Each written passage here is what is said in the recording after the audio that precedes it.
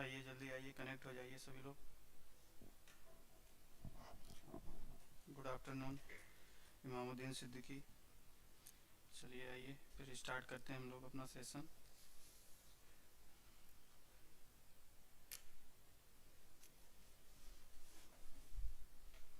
तो चलिए आज हम लोग प्रीवियस ईयर के जितने भी इम्पोर्टेंट क्वेश्चन जो एसएससी में, यूपी पीसीएल और यूपी आरबीएनएल में जितने भी इम्पोर्टेंट क्वेश्चंस जो अभी तक एग्ज़ाम्स में पूछे गए हैं, उन क्वेश्चंस को हम लोग आज डिस्कस करेंगे और कॉन्सेप्ट के साथ में बताएंगे कि किस तरीके से क्वेश्चंस को आपको सॉल्व करना है और उनके कॉन्सेप्ट भी अच्छे से देखेंगे। तो आवाज़ क्लियर है सबको? एक बार कमेंट करके बताइए सभी लोग, आवाज़ क्लियर है? आवाज़ क्लियर हो तो बताइए, कमेंट करिए सभी लोग।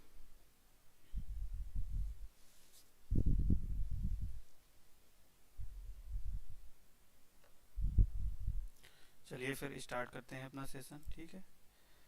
तो जैसा कि आप देख रहे होंगे, आपको स्क्रीन पे दिख रहा होगा क्वेश्चन, आपको स्क्रीन पे दिखा होगा। तो इस क्वेश्चन में देखिए क्या कहा गया है। If the motor field is off running as DC shunt motor, then motor the gets opened while. यानी कि क्या कहा गया है कि एक आपका डीसी शंट मोटर है। सपोज करिए आपका एक डीसी शंट मोटर है। तो जैसा कि आप लोगों पढ़ चुके होंगे, तो डीसी शंट मोटर का हम लोग इस तरीके से डायग्राम बनाते हैं और शंट मोटर को हम लोग बना लेते हैं। ये शंट वाइंडिंग है, ठीक है, इस तरीके से।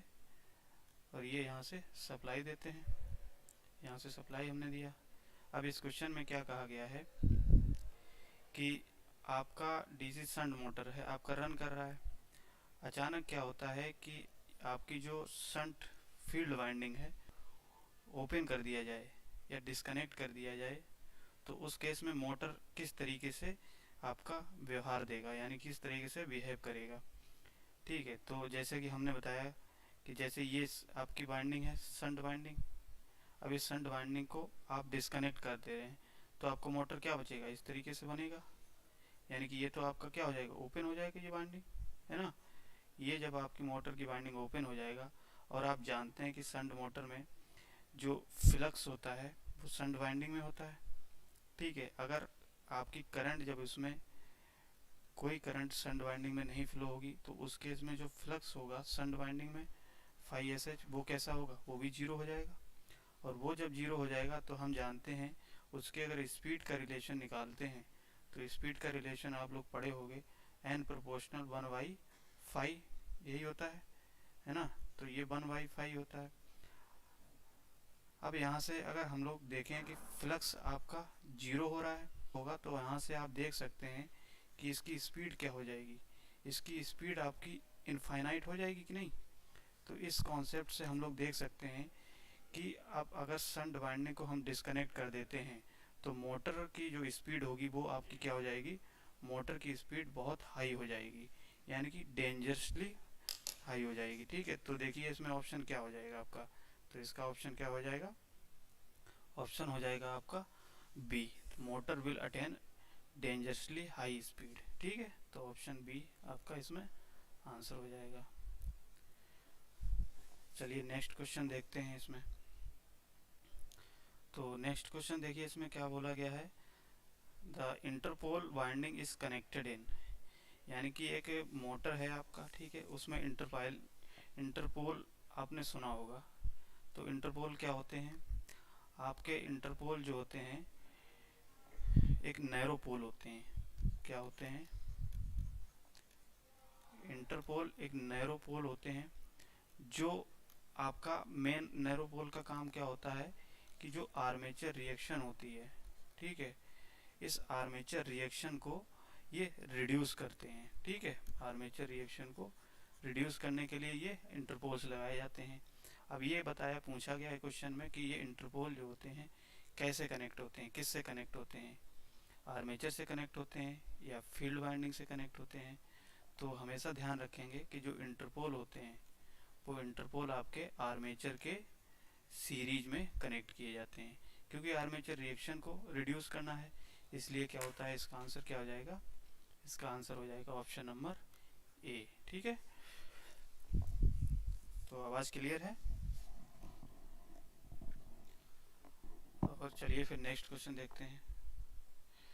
तो नेक्स्ट क्वेश्चन देखो क्या कहा गया है कि lab binding is preferred for, यानी कि जो लैब बाइंडिंग होती है, ठीक है, वो किसके लिए यूज़ की जाती है।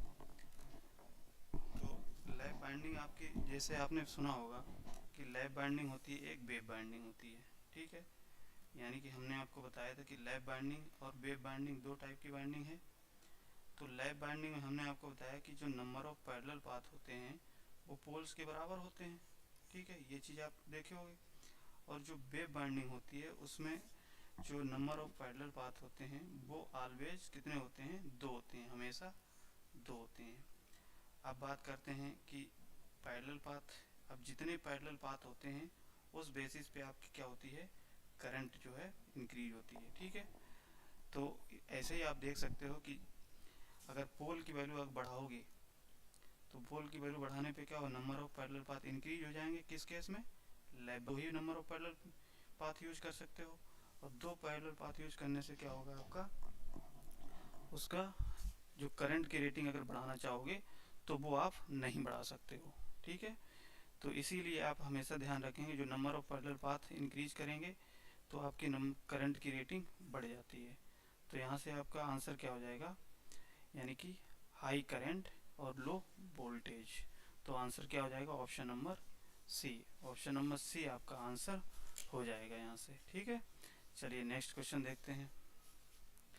तो नेक्स्ट क्वेश्चन में देखो क्या कहा गया है, Scott connection are used for, यानी आपने ट्रांसफार्मर में पढ़ा होगा कि स्कॉट कनेक्शन होता है। ठीक है, अब ये स्कॉट कनेक्शन जो हो किस लिए यूज किया जाता है। तो बेसिकली जो स्कॉट कनेक्शन होता है आपका, ठीक है, अभी ये थ्री फेज को टू फेज में कन्वर्ट करने के लिए किया जाता है। ठीक है, याद रखेंगे क्या करते हैं, ये स्कॉट कनेक्शन का काम क्या होता है, थ्री फेज को टू फेज में कन्वर्ट करता है। ठीक है, तो ऑप्शन नंबर इसमें क्या हो जाएगा आपका, ऑप्शन नंबर सी। ठीक है, चलिए नेक्स्ट देखते हैं। तो नेक्स्ट देखिए क्वेश्चन में क्या क्या क्या कहा गया है, the primary and secondary winding of an auto transformer are, यानी कि जो एक ऑटो ट्रांसफार्मर होता है उस ऑटो ट्रांसफार्मर में जो प्राइमरी वाइंडिंग और सेकेंडरी वाइंडिंग होती है वो कैसे कनेक्ट होती है, ये आपको पता होना चाहिए।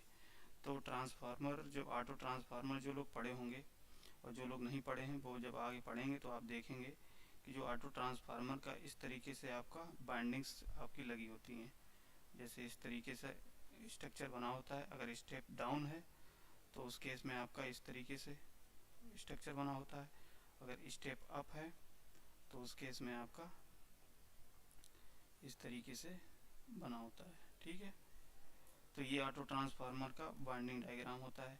अब इसमें देखिए हमेशा ध्यान रखेंगे कि जो ऑटो ट्रांसफार्मर होता है उसमें सिंगल वाइंडिंग होती है। ठीक है, क्या होती है, सिंगल वाइंडिंग होती है, यानी कि सिंगल वाइंडिंग का हम लोग यूज करते हैं। और जो प्राइमरी वाइंडिंग होती है, ठीक है, और सेकेंडरी वाइंडिंग होती है, तो इसमें आपकी एक वाइंडिंग जो कॉमन होती है, ये देखिए कॉमन वाइंडिंग है, और ये आपकी क्या है, एक अलग वाइंडिंग है। तो इसमें हमेशा ध्यान रखेंगे जो ऑटो ट्रांसफार्मर होता है, इस ऑटो ट्रांसफार्मर में जो वाइंडिंग्स कनेक्ट होती हैं वो कैसे कनेक्ट होती हैं, मैग्नेटिकली भी कनेक्ट होती हैं और इलेक्ट्रिकली भी कनेक्ट होती हैं। ठीक है, तो आंसर क्या हो जाएगा, option number C, both magnetically and electrically coupled. ठीक है, तो इसका आंसर सी हो जाएगा। आगे देखेंगे नेक्स्ट क्वेश्चन। तो देखिए नेक्स्ट क्वेश्चन में क्या कहा गया है, a 440 kVA transformer has core loss of 450 watt and total loss of 800 watt, find the copper loss for maximum efficiency. यानी कि एक ट्रांसफार्मर आपको दिया गया है जिसकी रेटिंग क्या दी गई है, 40 kVA। ठीक है, एक 40 kVA का ट्रांसफार्मर दिया गया है और इस 40 kVA में आपका जो कोर लॉस है, यानी कोर लॉस हम लोग PI से रिप्रेजेंट करते हैं, ये दिया गया है 450 वाट। ठीक है। और टोटल लॉस क्या दिया गया है, टोटल लॉस दिया गया है आपका, ये दिया गया है 800 वाट, ठीक है। अब इसमें ये पूछा है कि मैक्सिमम एफिशिएंसी पे आपका जो कॉपर लॉस होगा ट्रांसफार्मर का वो क्या होगा, यानी कि हमको क्या बताना है, कॉपर लॉस बताना है। कब बताना है, जब मैक्सिमम एफिशिएंसी आपकी मिलती है। तो हमेशा आप ध्यान रखेंगे कि जो ट्रांसफार्मर की मैक्सिमम एफिशिएंसी की बात करें तो उस केस में आपके दो लॉस होते हैं, यानी कि एक आयरन लॉस और कॉपर लॉस जो होता है ये मैक्सिमम एफिशिएंसी के केस में आपके इक्वल हो जाते हैं, ठीक है, हमेशा ध्यान रखेंगे। तो अब इसमें मैक्सिमम एफिशिएंसी पे आपकी कॉपर लॉस पूछी है, तो कॉपर लॉस क्या हो जाएगा, जैसे पी आई की वैल्यू आपको दे दी गई है, इसकी वैल्यू कितनी दी गई 450 वाट, तो इसका आंसर क्या हो जाएगा 450। कॉपर लॉस भी हो जाएगा क्योंकि इक्वल होता है मैक्सिमम एफिशिएंसी पे, तो इसका आंसर क्या हो जाएगा ऑप्शन नंबर सी 450 वाट, ठीक है। चलिए नेक्स्ट क्वेश्चन देखते हैं। तो देखिए नेक्स्ट क्वेश्चन में क्या कहा गया है, the difference between the stator synchronous speed and rotor speed is called, यानी कि आपको पूछा गया है कि synchronous speed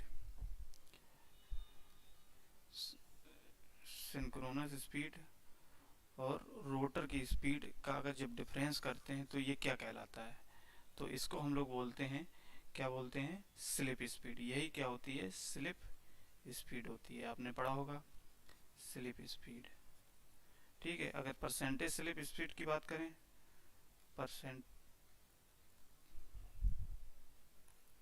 percentage slip speed की बात करते हैं तो ये क्या हो जाएगा N S minus N R upon N S into 100, यही आपने पढ़ा होगा। तो यहाँ से क्या हो जाएगा स्लिप स्पीड हो जाएगा, यानी कि सिंक्रोनस स्पीड और रोटर की स्पीड का जो डिफरेंस होता है वो आपका स्लिप कहलाता है, ठीक है। तो इसका आंसर क्या हो जाएगा ऑप्शन नंबर सी, ठीक है। चलिए नेक्स्ट देखिए, इन थ्री फेज, यहाँ पे देखो टाइप करने में गड़बड़ी होगा, थ्री फेज होगा, ठीक है। यहाँ पे आपका three phase, in three phase induction motor maximum torque is inversely proportional to the, यानी कि आपको इसमें पूछा गया है कि जो थ्री फेज इंडक्शन मोटर होता है उसका जो मैक्सिमम टॉर्क होता है, यानी कि जो मैक्सिमम टॉर्क होता है वो किसके इनवर्सली प्रोपोर्शनल होता है। तो ये क्या हो जाएगा इसका आंसर, यानी कि अब जब रिलेशन आप देखेंगे तो ये प्रोपोर्शनल होता है किसके, 3 times of B square upon X, क्या होता है एक्स आपका जो होता है रोटर का रिएक्टेंस होता है, ठीक है। और यहाँ पे ओमेगा स्क्वायर भी होता है, तो ये रिलेशन आप होता है हमेशा याद रखेंगे। तो इसमें आंसर क्या हो जाएगा, इनवर्सली प्रोपोर्शनल किसके है, रोटर के रिएक्टेंस से, ठीक है। तो आंसर क्या हो जाएगा ऑप्शन नंबर सी।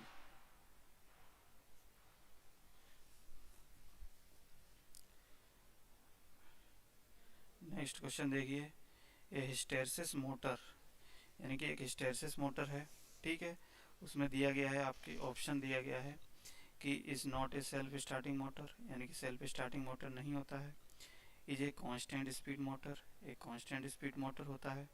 नीड डीसी एक्साइटेशन, यानी कि डीसी एक्साइटेशन की आवश्यकता पड़ती है। Can not be run in reverse direction, यानी कि जो मोटर होगा वो रिवर्स डायरेक्शन में रोटेट नहीं कर सकता है, ठीक है। तो इसका आंसर क्या हो जाएगा, ध्यान रखेंगे जो हिस्टेरेसिस मोटर होता है वो आपका एक सिंगल फेज सिंक्रोनस मोटर का ही एक टाइप होता है, ठीक है। सिंक्रोनस मोटर का ही एक टाइप होता है। तो अब सिंक्रोनस मोटर होता है तो हम जानते हैं कि सिंक्रोनस मोटर की स्पीड कैसी होती है, कांस्टेंट होती है, स्पीड कैसी होती है कांस्टेंट, ठीक है। तो यहाँ से ऑप्शन आप देख सकते हो क्या होगा, ऑप्शन हो जाएगा आपका option number B, is a constant speed motor, ठीक है। ऑप्शन बी इसका आंसर हो जाएगा।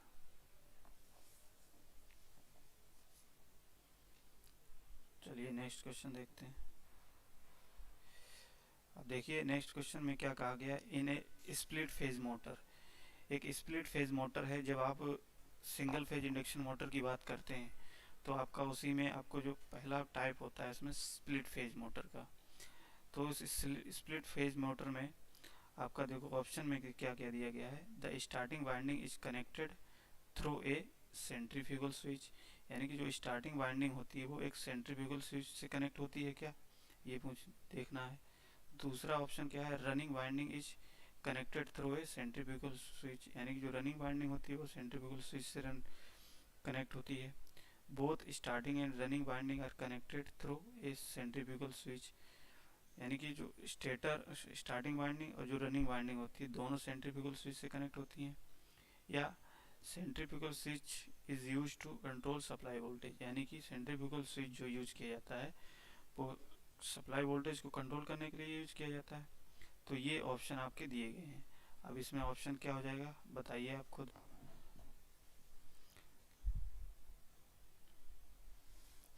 तो हमेशा ध्यान रखेंगे कि जो स्प्लिट फेज इंडक्शन मोटर होता है सिंगल फेज इंडक्शन मोटर होता है, और इसमें जो बाइंडिंग होती है आपकी दो टाइप की बाइंडिंग होती है, एक स्टार्टिंग बाइंडिंग होती है, ठीक है, और एक रनिंग बाइंडिंग होती है। तो स्टार्टिंग बाइंडिंग जो होती है बेसिकली इस स्टार्टिंग बाइंडिंग से ही आपका क्या होता है, एक सेंट्रीफ्यूगल स्विच कनेक्ट होता है। क्या होता है, सेंट्रीफ्यूगल स्विच कनेक्ट होता है। अब ये सेंट्रीफ्यूगल स्विच क्यों कनेक्ट होता है, यानी कि जब सेंट्रीफ्यूगल स्विच का मेन काम होता है, जब आपका single phase induction motor start करते हैं और स्टार्ट करने में आपका जब सिंक्रोनस इसकी 70 to 80% इसकी स्पीड सिंक्रोनस स्पीड के पहुंच जाता है, तो उस केस में जो आपकी सेंट्रीफ्यूगल स्विच होता है ये डिस्कनेक्ट हो जाता है, और डिस्कनेक्ट होने पे क्या होता है, मोटर आपका स्मूथली रन करने लगता है। ठीक है, तो मेन काम होता है सेंट्रीफ्यूगल स्विच का कि मोटर की स्पीड जब 70 to 80% आपकी सिंक्रोनस स्पीड के पहुंच जाए उसके बाद ये सेंट्रीफ्यूगल स्विच जो होता है वो डिस्कनेक्ट कर देता है किसको, स्टार्टिंग वाइंडिंग को। ठीक है, तो इसका आंसर क्या हो जाएगा, option number A.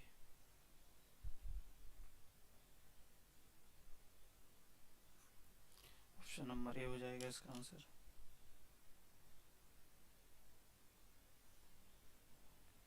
Next question, starting winding of a single phase motor of A refrigerator is disconnected from the circuit by means of.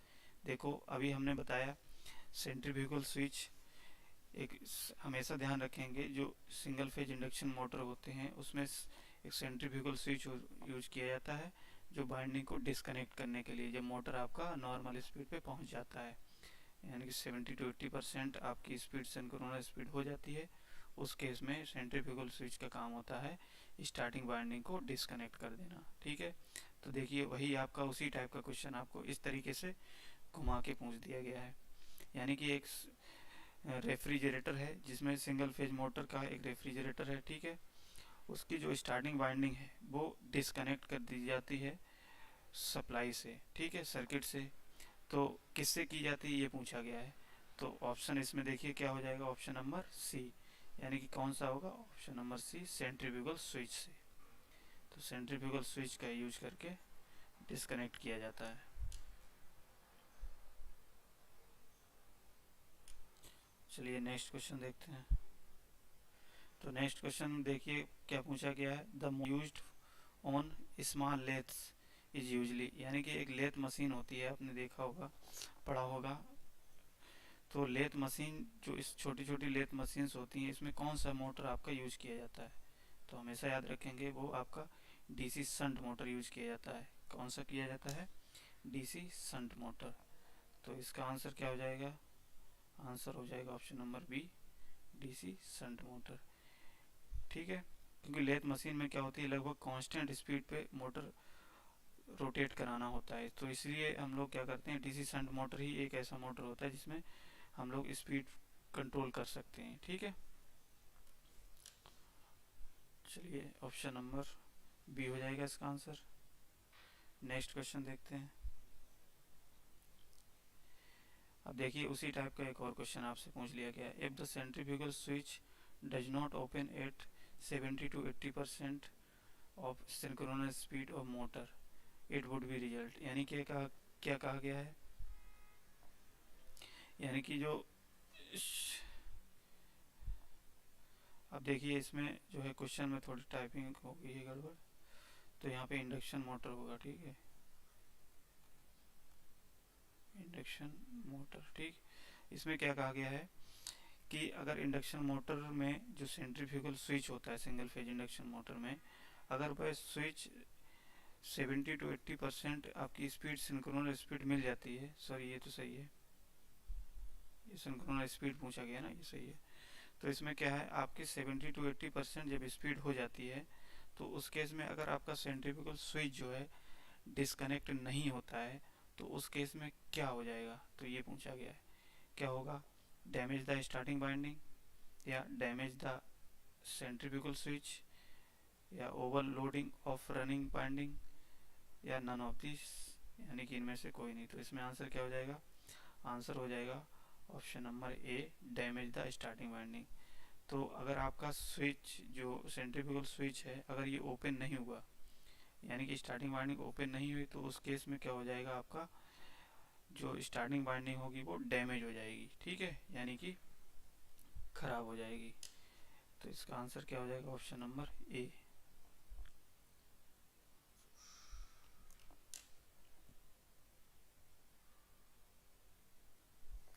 Next question देखिए क्या पूछा गया, in synchronous motor damper winding is placed at, यानी कि एक synchronous motor है। अब synchronous motor में एक कुछ डैम्पर्स वाइंडिंग यूज की जाती हैं, ठीक है। तो ये बेसिकली सिंक्रोनस मोटर में जो डैम्पर्स वाइंडिंग यूज की जाती हैं इनका मेन काम क्या होता है,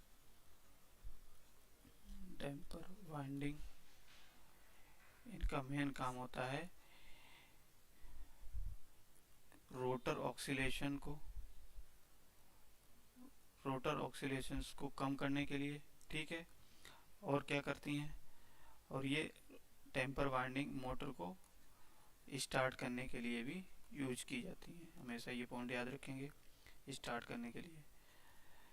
अब ये पूछा गया है इस क्वेश्चन में कि जो डैम्पर वाइंडिंग होती है ये कहाँ पे लगी होती हैं, स्टेटर पे लगी होती हैं, या रोटर पे लगी होती हैं, या स्टेटर और रोटर दोनों पे लगी होती हैं, या योक पे लगी होती हैं।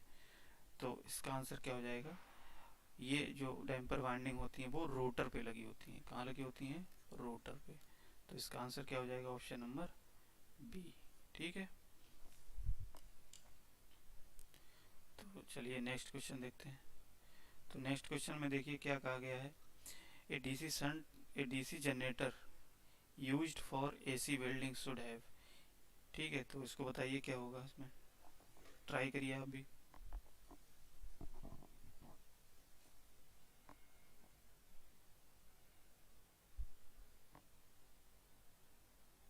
तो देखिए इस क्वेश्चन में क्या कहा गया है कि एक डीसी जनरेटर है, सपोज करिए। अब इस डीसी जनरेटर को हम लोग एज ए एसी बिल्डिंग अगर यूज करते हैं, ठीक है, तो उसकी क्या कैरेक्टरिस्टिक होनी चाहिए।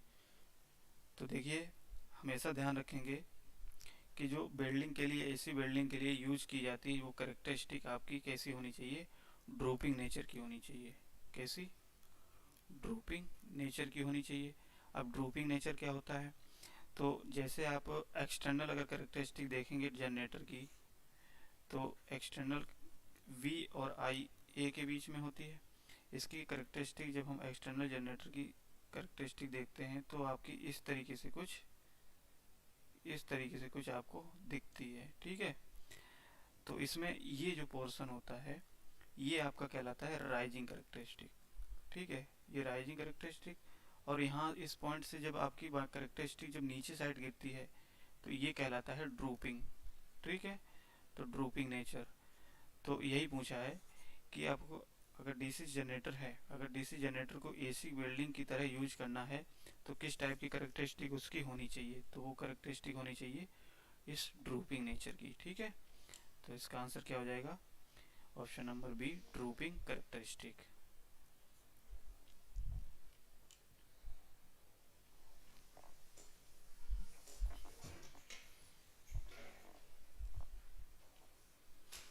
चलिए नेक्स्ट क्वेश्चन देखते हैं। तो देखिए नेक्स्ट क्वेश्चन में क्या पूछा गया है, ए 3-फेज सिंक्रोनस मोटर विल हैव। तो बताइए क्या होगा इसमें, यानी कि एक 3-फेज सिंक्रोनस मोटर है, उसमें आपकी जो स्लिप रिंग्स होती हैं वो कितनी होती हैं ये बताना है।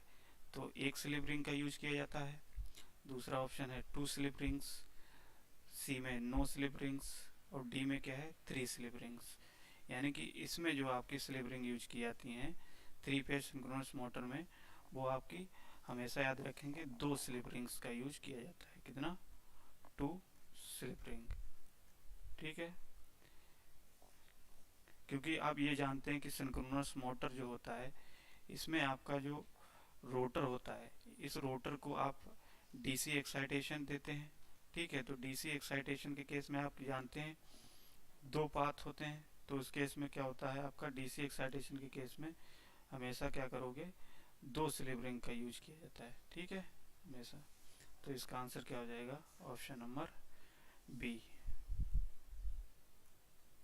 यानी कि 3-फेज सिंक्रोनस मोटर जो होता है उसमें 2 स्लिप रिंग्स का यूज किया जाता है। ठीक है, ये याद रखेंगे। नेक्स्ट क्वेश्चन देखिए क्या कहा है, the maximum speed variation in a synchronous motor. तो एक सिंक्रोनस मोटर है, देखिए क्या कहा गया है, एक सिंक्रोनस मोटर है, उसकी जो स्पीड है उसकी स्पीड में वेरिएशन, मैक्सिमम वेरिएशन कितना होगा। ठीक है, ये पूछा गया है। तो हमेशा आपने पढ़ा होगा, जानते हैं कि जो सिंक्रोनस मोटर होता है, ठीक है, ये क्या होता है, एक कांस्टेंट स्पीड मोटर होता है, कांस्टेंट स्पीड मोटर। जब हम ये जानते हैं कि जब ये कांस्टेंट स्पीड मोटर होता है तो उस केस में इसकी स्पीड में वेरिएशन क्या होगा, स्पीड में वेरिएशन आपका होगा ही नहीं। तो जब वेरिएशन आपका नहीं होगा तो उस केस में हम इसका ऑप्शन क्या देख सकते हैं, यानी कि 0 वेरिएशन होगा, है ना। तो आंसर इसका क्या हो जाएगा, ऑप्शन